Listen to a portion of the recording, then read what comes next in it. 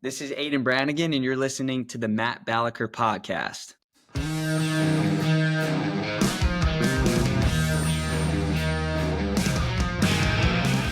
Today's guest lost a spam eating contest to Joey Chestnut. He spoke at South by Southwest and is founder of No Boring Brands, the world's first creative humor agency. Please welcome Aidan Brannigan to the show. How you doing, Aidan? Great. I'm excited. Thanks for having me. Well, I'm excited because we've had, well over 100 guests on the show, and none have competed in any way, shape, or form with Joey Chestnut. So before we get into, your CEO work, how'd that happen, Aidan? Well, first of all, I'm excited you know who Joey Chestnut is because I've had multiple people be like, I'm like, yeah, I did an eating contest against Joey Chestnut. And they're like, who's that? And I'm like, are you insane? Are you American? How do you not know who that is? But yeah, that was just like one of my friends, Jay Schwedelson. He runs an event series and he has always one very special guest. Like I think he had like Snoop Dogg once, and then the next year he had Joey Chestnut, just an outside of the industry expert come in as like entertainment, and he knew I'd want to be a part of it, so he just asked me. Nice. So the celebrity is improving. It went from Snoop to Joey Chestnut, and I think that's kind of the top of the mountains. Yep. Were you a competitive eater, Aidan, or how'd that come? Not at all, not whatsoever. Jay, he is I think he's in like his late 40s. He has a son who is like 3 years younger than me, and so he, I guess, kind of views me almost like that, like a kid. So he just knows I'm down to do crazy things. So anytime I see him, he's like, did you have like he'll just make something like, oh, were you at the bar late last night? And I'm like, no, come on, like I'm an adult. So he just messaged me. He said, hey, want to eat spam versus Joey Chestnut? I said, let me think about it. And then 2 hours later, he's like, great, you're in. I was like, oh, okay. All right, let's do it. And for folks out there, I mean, I'd be embarrassed if you don't know who Joey Chestnut is, but he's the Michael Jordan of hot dog eating. But are you a fan of spam? Like, so what's it like for vegans out there? Yeah, my mom and one of my sisters is vegan, so they threw up just at the sight of that. I had never had spam in my life, but the reason we ate spam is because it was an email marketing conference. Spam, email marketing kind of makes sense, little play on words there. But I always had this picture that spam was like horrible for you, made of all these crappy ingredients. And like, I'm kind of a health nut. I looked at the ingredients and it's like 4 ingredients and it's like celery, pork, salt, and like one other thing. And I was just like, it might be a little too much sodium to have a bunch at once, but it's actually not. Like, there's way worse things out there. Yeah, no, on the food spectrum, it's probably 100 times more nutritious than Pop-Tarts. So yes. Or Lunchables. It's not the worst thing out there. Well, you have a very interesting background. And I have in the show notes, you lost how much money in crypto at the age of 20? I like to bring you way down, Aidan, and then we'll build you up. But tell us about that. So $500,000 in crypto when I was 20, which was like the worst thing ever. But I'm alive. And I worked at this Web3 project in between my sophomore and junior year of college, helped them run socials. And like, obviously being a part of that project, I had some of the coin or whatever that it was called. And on launch day, it like 100x, and it was amazing. I was like a 20-year-old sitting in my car with my girlfriend at the time, just seeing numbers go up on a screen and like, what the heck? And it stayed like that for a few months. And then it just absolutely tanked, and I rode it to the floor and lost all of the paper gains. But it's a cool story to tell. And now I do not mess with crypto at all. I put all of my money into the S&P 500. This is not financial advice, though. No, I did work as a financial advisor back in the day, and I'm a big fan of S&P 500. But I'm curious, Aidan. So when you're watching the crypto, or 100x, and are you like, I'm getting better looking, I'm more intelligent? Like, what was kind of going through your mind? I was sitting in a Camry, a 2009 Camry that my parents very kindly gave to me and my sister to drive during high school. And I'm like, oh my God, I need to ditch this right away. I need to go get a car.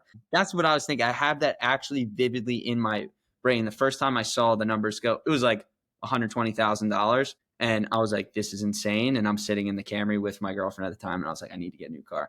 But quickly, that was swept, rug pulled, and that was awesome. And it was a great humbling experience. And now I just try and take every win, whatever, like financial win, with grace, knowing that it could be taken away. So I'm very glad I experienced that like early on.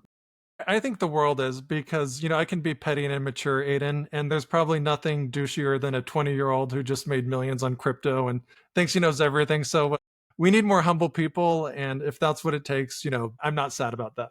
I'm very, very grateful it happened. Now, I want to learn a little bit more about your background. Where did you grow up? So I grew up an hour north of Baltimore, just a very rural Maryland. My parents live adjacent to 4 farms. So they don't have farm animals. We had a dog growing up, but there was always emus around, cows, bees, pigs, sheep, goat, all sorts of animals pooping in our yard. I grew up there in rural Maryland, went to the University of Maryland, which is outside of DC. Loved that. Was there for 4 years. After I graduated, I moved to Austin, Texas, lived there for a year, worked at a startup, loved it, but it was 2,500 miles away from my family, way too far. So I moved back. Now I live in downtown Baltimore, a little bit closer to the fam, and kind of use Baltimore as like a home base because it's very strategically located between Philly, New York, DC, and my family.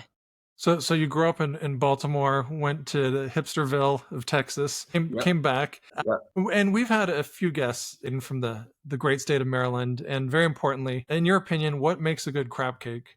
Right. Well, this is like probably, I bet no one else has said this. What makes a good crab cake is it's gluten free. So I do not eat gluten. Most crab cakes are not gluten free, but Jimmy's Famous Seafood, which is like the iconic seafood restaurant in Baltimore, they have a gluten free crab cake. It's phenomenal. It's about as big as my hand. It does cost an arm and a leg, but it's so worth it. Yeah. What is a good gluten free crab cake run these days? I believe they're like, their entry level crab cake at Jimmy's Seafood is like $65, which like is very expensive. Wow. Well, we need more, crypto 100Xs to be able to afford to have lunch there. But Yeah. so what was like your focus when you were in college? Did you have a major? What was kind of your goal while you were a student?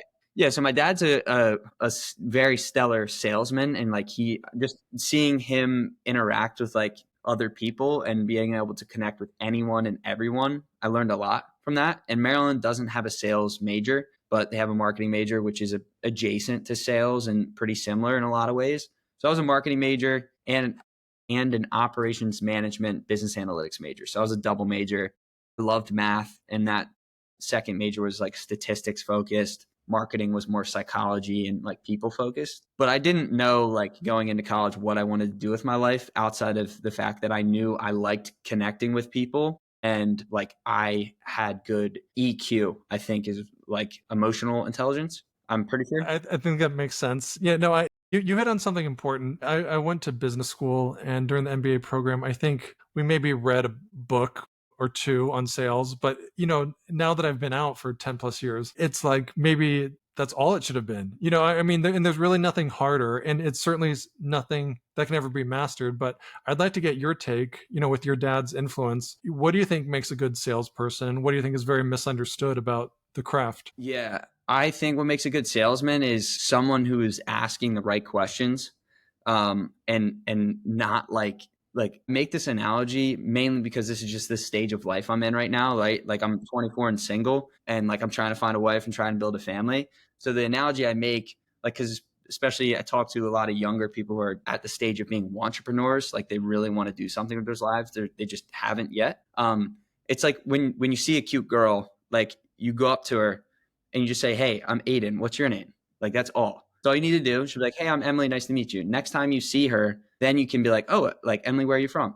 You don't just go up to her and be like, "Hey, I'm Aiden. I'm 6'2". I have $500,000 in the bank.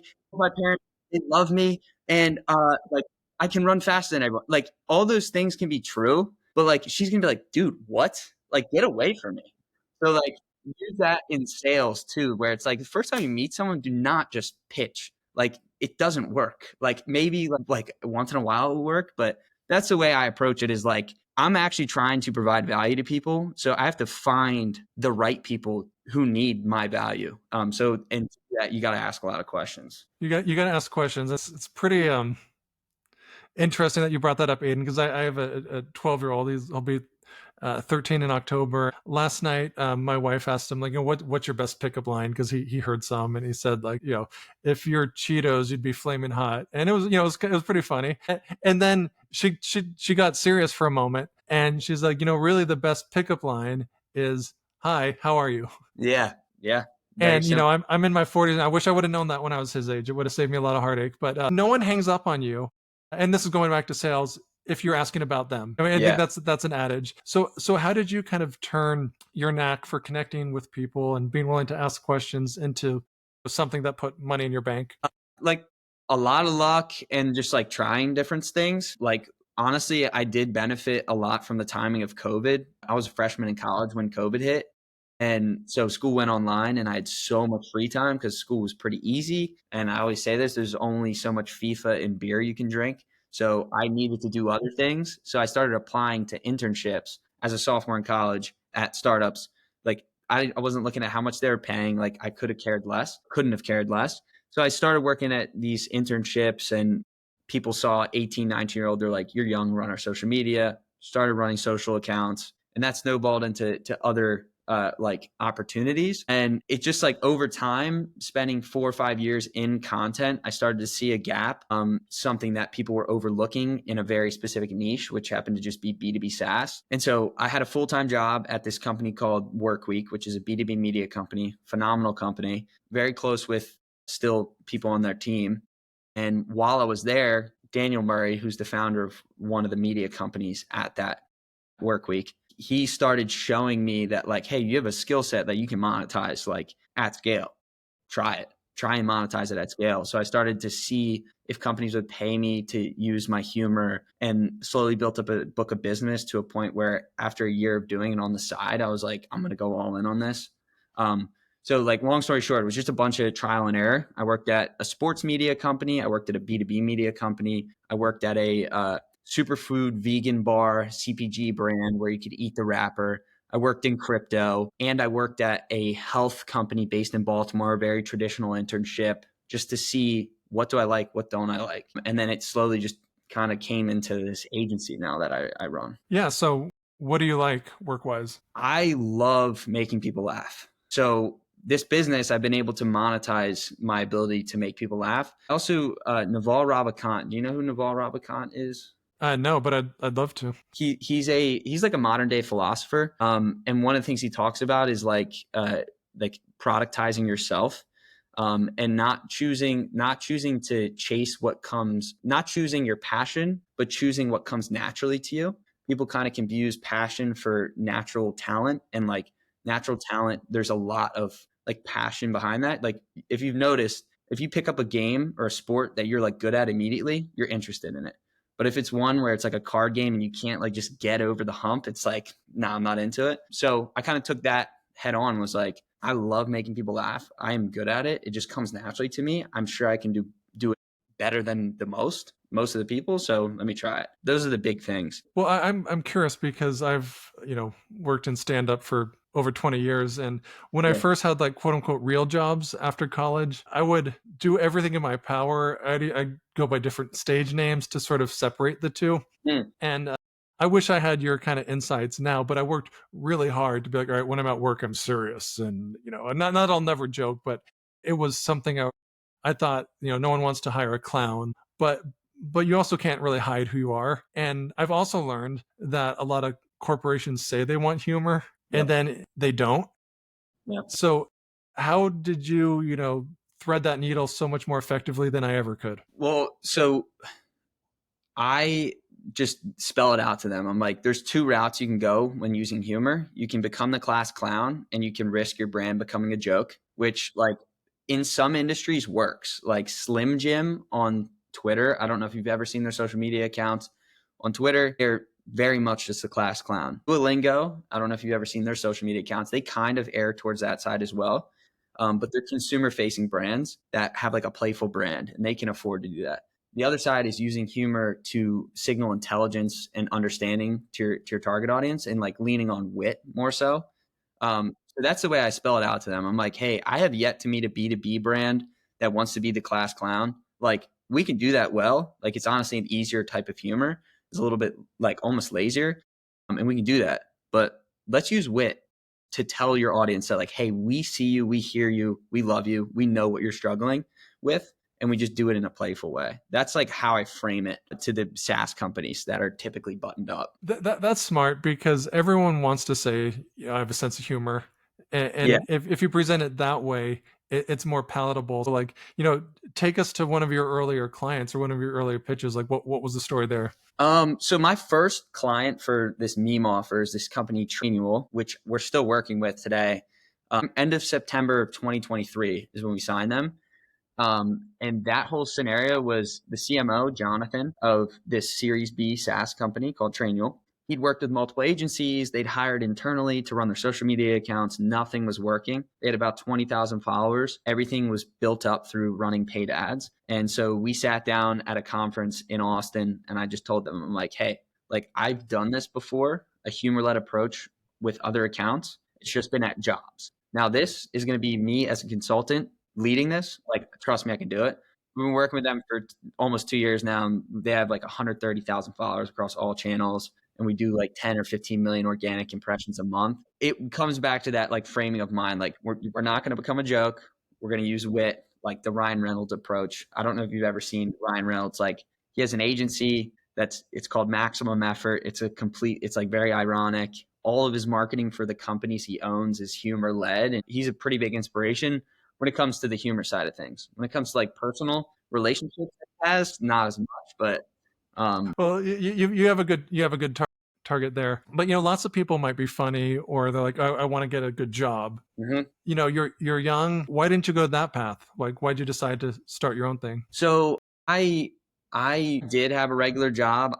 Before my senior year of college, I got hired full time at Workweek at this media company. It's a startup, but it was like a W-2 job full time. And I worked there for 2.5 years. So for like a while, I did have a regular job. But that's a good question. Like I watched the newest Spider-Man like 4 years ago. And like it was the one with Tom Holland. And I walked out of the movie theater, and at the time, all my friends, all my classmates were getting crazy internships at Microsoft, Google, Apple, Capital One. And I'm sitting here with like, I just lost a ton of money in crypto being a dummy, like, and it didn't do anything to my resume. Like I have nothing to show for. I was like, I want an internship at an Apple or a Google or Nike, but my GPA is average. I go to a public university. Like I don't have any connections. Like, how do I do that? And I was like, I have to lean on what I'm better at than 99% of people, which was my wit. And so I did a post on LinkedIn that a lot of people like emulate the format of like, I'm proud to announce I got this job. Thank you, boom, boom, boom, for the help along the way. Excited to crush it. I was like, hey, I'm proud to announce I got an internship at Stark Industries. Thank you, Tony Stark, for the help along the way. Obviously, Stark Industries is not a real company. That's in Marble. And so that went viral. Within the week, I had interviews with Meta, Disney, and then the one I ultimately ended up taking was this sports media company called Overtime, because I love Drake, the rapper, and he had just invested in this company. And I love sports, and they told me I could write about Lamar Jackson all day. So it was great. But that post was really like my inkling of like, hey, there's an opportunity to leverage what's unique about me to like get like ahead. And instead of just it being getting ahead and like getting promotions quickly, it turned out to just be starting my own thing. Okay. So when did you then pivot and you're like, all right, my livelihood or my income is dependent on no boring brands? It was October of 2024. So October 2023, I opened the LLC, and that first month, the revenue was enough to cover my personal expenses, but I still kept the full-time job, and I was just trying to stack as much cash behind my butt as possible so that eventually I could make the leap. And me being like, sure, I'm a risk taker, but like I like to be calculated. I wanted to have multiple years saved up. Now, granted, like, single guy living by myself, I don't have anyone to provide for. So me having multiple years saved up is way different than like someone who maybe has a family and people depending on them. But yeah, so for a year, I ran the business as a side hustle. And then October 2024, full leap into it. And now it's my only income. Oh, so we're approaching the 1 year anniversary. Yeah, Congratulations. thank you. What's the most painful experience you had business wise in this last year? Most painful one that sucked, like it sucked, but it turned like in like I like to view losses as like just things that make your story more interesting. hence why I still talk about losing money in crypto. Like, it was a small blip in the journey, but like, it just makes the story more interesting. We worked with this company that we ironically now work with again. So it didn't ruin that relationship, but we had a piece of content last summer go really viral for them. So much so that because it was a meme and it was using a celebrity's likeness, their team reached out, sent a cease and desist to that company, and we ended our engagement with them. And at the time, that was our biggest engagement, biggest client ever. And it taught us a lot as an agency. Hey, we can't be like relying solely on memes as an avenue. So we branched out to memes and skits, because memes, it's kind of a gray area. Like, you potentially in some memes are using third party content that you might not have the rights to. Skits, we just have our own creators shooting with their iPhones. There's no copyright issues there. So that was a loss that we kind of turned into a lesson that has shaped the business moving forward. Like, there's things with the team, just like that I've learned a lot, like having to manage disputes internally and having to let go. Like, now these, like, let go of a contractor because they're not getting along with another contractor that's on our team, and it's creating turmoil, but I still have to pay the one contractor for a month or two, and like, that sucks. We invested over $10,000 in building a internal software to deliver content to our clients through. Turned out to be a bust and didn't work out, and that sucked too, but nothing detrimental. You got to embrace the suck. That's Yeah, the, when you're giving a Harvard commencement speech in 20 years, you'll have I don't know about that, but all these stories. What do you know now that you wish you knew when you started your business? that it is possible to delegate even the most niche of skill sets. So like, one of my like internal conflicts, and a reason why for so long I just kept the business as a side hustle, was not thinking I'd be able to upskill anyone or find anyone who could make memes like at a level that I liked in these very niche markets. But we've been able to do that. And I would tell myself, like, hey, build systems and processes like ASAP. And that's what we spend a lot of time and energy on now, is like SOP for the business. That's the marketing side of you. Yeah, I'm curious, how has the advent of AI influenced the meme world? it's interesting. I think like 2 or 3 years ago, or I would say 2 years ago, people thought AI would be making high quality memes, and using AI to actually make the image for the memes would be like the thing. Still, the like thing that makes a great meme is the image and the context of like just the overall cultural zeitgeist of like where it comes from. Like the astronomer CEO with his head of HR, like that Coldplay concert, like, you can't recreate a meme with that level of like just oomph behind it by prompting ChatGPT. Like, the reason that was so viral and so impactful is because so many people experienced it at once. But we do use, for every client we take on, we build ideation GPTs that just have a ton of context on who the client is, who they're building against, maybe some brand guidelines. And we use those to help us generate ideas for the content, not to actually make the content, but just to help be a brainstorming partner. It's smart. It's sort of like spell check in a way. It's a tool you use to make your product better. There are lots of memes. I was thinking like the Spider-Man one where they're pointing at each other, or you mentioned the astrology CEO at the Coldplay concert. What intuition or insights do you have as to what memes actually translate into new business versus which just get a lot of attention? Yeah. So one thing that we make evident with our clients is that we are creating them evergreen content. So when you think memes, most people think trendy, quick hitter, boom, boom, boom. We kind of stood our flag in the ground. We're like, we're going to use memes as an evergreen piece of content. Sure, we do use trending templates occasionally, but every meme we make is just so deep rooted in pain points as the strategy, and not cultural timing as the strategy, so that it's like a really strategic content pillar versus like, how do we get, some people call it like the crack of the industry, like how do we just get that quick hit, the quick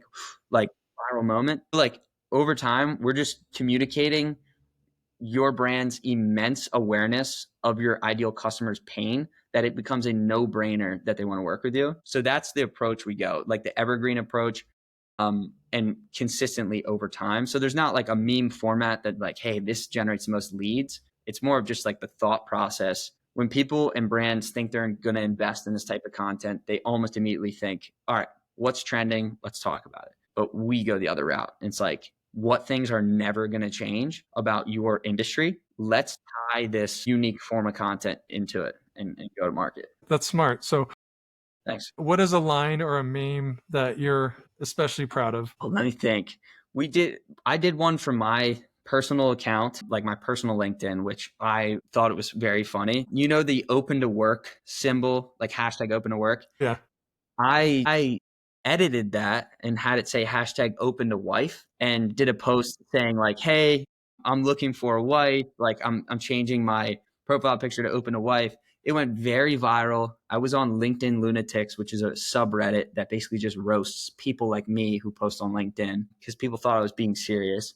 I was being completely like it was satirical, but it went viral and I did get a date out of it. So it actually did work. But that was one very funny thing. We also did a layoff bot campaign that kind of backfired, but worked for the business, which was just like a fake software that we built a campaign around that automates layoffs.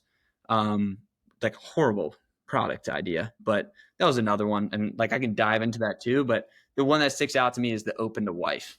I like that. Open to wife. What are some tenets of marketing that you think are evergreen? Like obviously memes might in 10 years it might be something else, but yeah, what aspects do you think are timeless? Yeah, you're very, very good point there. And like I wholeheartedly agree that my fundamental belief is that humor is one of the most effective ways to sell and to market. And right now, memes just happen to be the best vessel to convey that humor. So that probably will change over time. But like, yeah, I just strongly believe humor is an exceptional way to sell. Oracle did a study on the use of humor in marketing. And some stat said that 90% of consumers remember ads that are funny, yet only 18% of business leaders say they use humor in their ads. A massive gap. So like that's one thing. I also strongly believe like there's this cancel culture that still kind of lingers. Like that was more of like a 2020, 2021, 2022 thing. But I think it's very important as a brand that you do take calculated risks. And when they do backfire, you don't backtrack on that. Instead, you say, hey, in the moment, we meant that. But just like our product, where we take your feedback in constantly because we want to get you the best product, we do that with our messaging as well. So we heard you. Thank you. We're not going to backtrack on what we said because then you lose that trust. And instead, you just own it. And I think that's something that like brands are a little bit more open to doing now. But those are just like two things. They're kind of random, like marketing things that I believe in. No, that's smart, and it reminded me of the recent Chipotle campaign. Or it kind of happened as a result of a lot of people holding up their cell phones when they're ordering, suggesting that they're getting shortchanged on their food. And Chipotle kind of leaned into it 100%. And there was a post, I think it was on Instagram, with like a bunch of phones from them saying like, "We heard you." Yeah. And it was one of it kind of came and went, you know, in a good way. But instead of like trying to deny it, they hit it head on, and I thought a pretty witty way. But I'd like to get your take on it. Yeah, like I mean, that is very smart, and that's how you, as a brand, convey intelligence to your audience. It's like, yeah, like we hear you. So the next time you complain about our lettuce being trash, like it will be received. Astronomer, which is that company who had the CEO cheating at the Coldplay concert, they literally just did something similar too. They had Gwyneth Paltrow, who is Coldplay's wife, do an ad spot for them for Astronomer. Like, and I was like, that's genius. Like, that's how you say, like, guys, like, I know we can't control what our employees do outside of work, but like, it is a bad look on our company. Let's just try and move past it. And we're going to do it in a clever way. I think it's smart. Also, Chipotle did something similar too with Halloween costumes. I don't know if you get Chipotle frequently, but every time I get Chipotle, I grab like 80 napkins. And so they came out with a napkin as a Halloween costume that was kind of a stunt. And that just shows their awareness as a brand, which makes you feel like good as a consumer. I think it's smart. Very cool. And you entered maybe the most competitive industry there is, marketing and humor. So when you approach companies and you don't have a lot of time, like, what's your pitch? Like, what is your primary differentiator when you have 30 seconds? So our primary differentiator is we've gone into markets that other people wouldn't dare go into. So like we've worked with Palo Alto Networks, which is a cybersecurity company, $100 billion company. government contracts, all of that. And it's like a very serious industry. And thinking that they would want memes is like completely like, it's like an oxymoron. So that's how we kind of ensure we avoid competition or don't have as much competition. Whereas if we as an agency were like, hey, we just make memes in general, like for anyone. And like we went to Starbucks and we're like, yes, we'll make you 10 memes. It's whatever. Let's just throw a number out, $5,000. They'd be like, get out of here. We can hire an intern for $12 an hour who can make just as good memes. When we go to Palo Alto Networks and they're like, hey, 4 memes, it's $5,000. Not the actual price, but like they can't be like we'll find someone else to do that because there's not anyone else in the world who can make a meme targeting CTOs based in Indiana who have very strict technical needs. Like that's how we ensure so that when we're on calls, we don't often have that scenario of like, what's your elevator pitch? We're talking to 6 other agencies right now about this. It's more like, hey, we've never seen an agency offer this very narrow of an offering. Like, how do we work together is usually what it is on calls. Well, you're creating your own pool. Instead of fighting with the big boys, you have your own pool. So very smart. What have you done professionally that you're most proud of? I'm very proud of myself for getting out of my comfort zone and moving to Texas, but straight up, the most important thing to me is my family. So not losing sight of the balance between work and family and building my self-worth around my work. Like, sure, it's great to make money, but like I like to use the hard work I put into work to provide for my family instead of like whatever, like getting the flashy car, like learn that the hard way when I was younger. But I would say that's the most proud thing that I have is not losing sight of my values because I can make money now. That's definitely like my most career, like proud moment. Did you hear that, ladies? A family-oriented entrepreneur with great teeth and hair. You gotta husband this one quickly. Other than the hundreds of thousands of emails you'll get from beautiful women wanting your attention, what are you most optimistic about?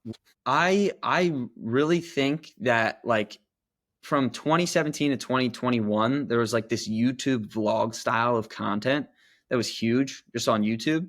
And like I see YouTube as like the apex of social platforms. The best creators are on there.